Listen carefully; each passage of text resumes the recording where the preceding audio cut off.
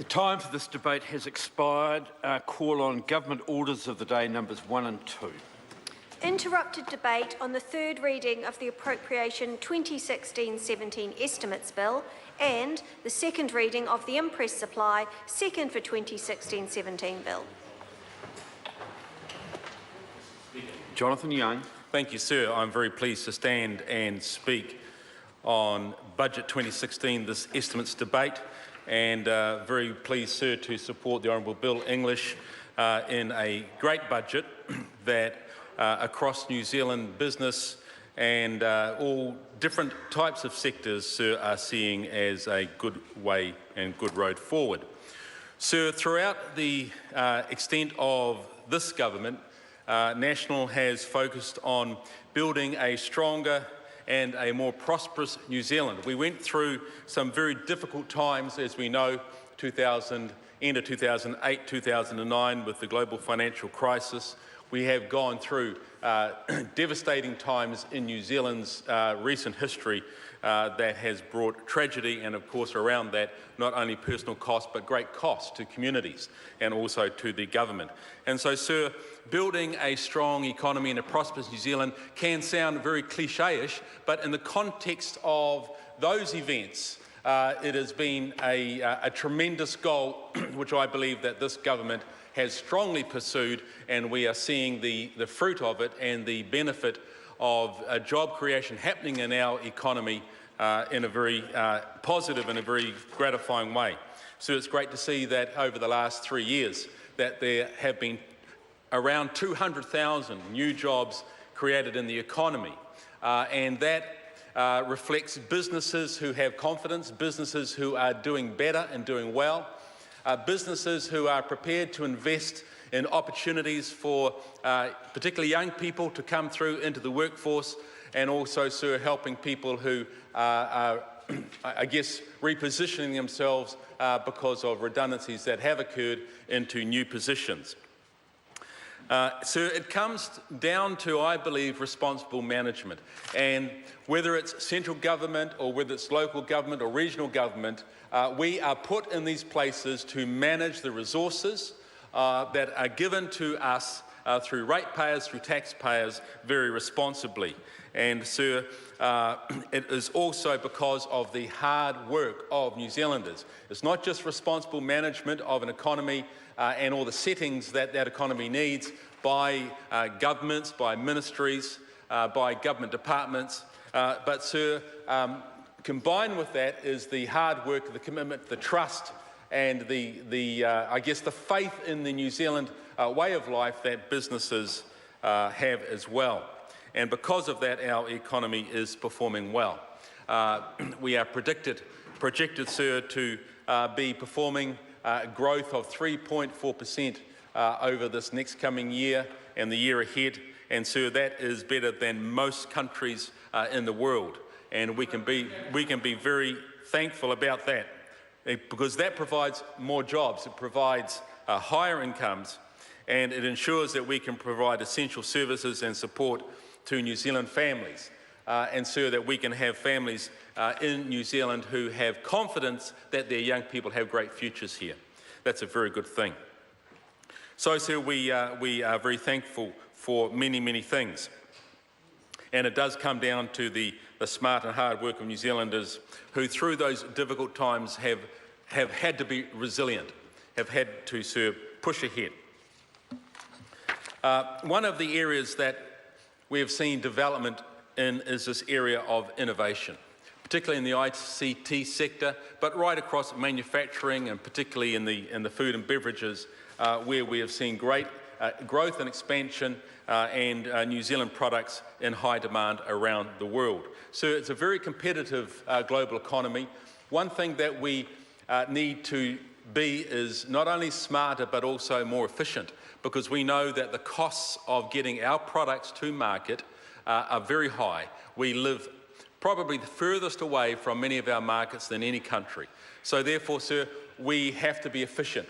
That requires infrastructure that will support efficient transportation, that will ensure that we do get our products to market in the quickest, safest and also, sir, the most cost-effective way. This government has, sir, invested a huge amount into transport infrastructure and will continue to do so.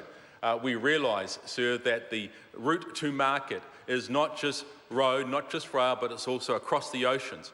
But, sir, getting our products to port are very, very important. We need to get them there in on time, there in good condition, there, sir, in a way in which we coordinate with our shipping lines that come and service New Zealand in such a way that we get to our world markets and are able to compete. Sir, New Zealand is a very small nation at the bottom of the world. We all know that. Yet around the world, the New Zealand story is being heard.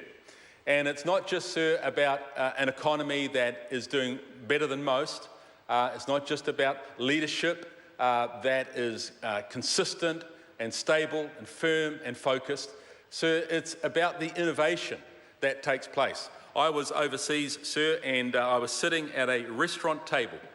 And this is a really interesting story because it's the story that I guess you only hear about when you have those conversations. Next to my wife and I were sitting an Indian gentleman and his wife and his family.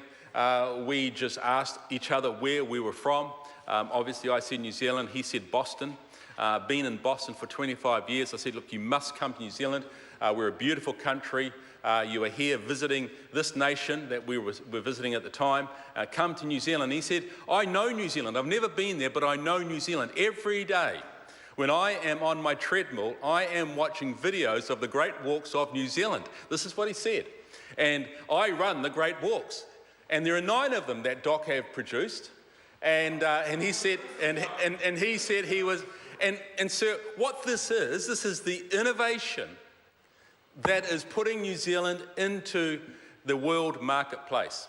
So somebody who said, I see New Zealand all the time, perhaps he's probably seen more of the greater walks than I have. And sir, this is the type of thinking that if we are going to cross the barriers of distance, we are going to have to be smart about how we market this place. And sir, this is the type of thinking I believe that is going to make the great difference. And he said, I'm coming and I'm bringing my family. I gave him my card and said, please look me up when you come. He looked at it and says, oh, you're a politician, aren't you? And I said, yes, I am. He said, my wife's father was a Speaker of the House in India, and he passed away, and then he said his wife's mother then became the MP. So I'm sure when they come that we will see them here visiting Parliament, and you will know that that is a true story when they do that. Sir, thank you. It's wonderful when the members of the opposition have such great confidence in a national speaker.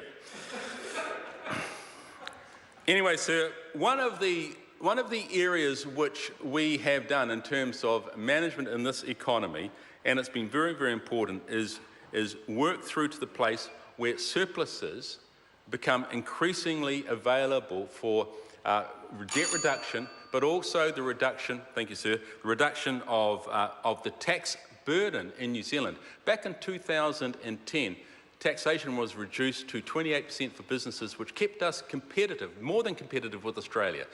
And so those sorts of advantages are important because what we are seeing today, in these days, as I said before, is businesses gaining confidence as they do their business in New Zealand, as they export, as they employ New Zealanders, and all of that, I believe, right across the House, we would agree is very important for our future prosperity. The infrastructure investment, which I touched on before, includes nearly $14 billion for our roads.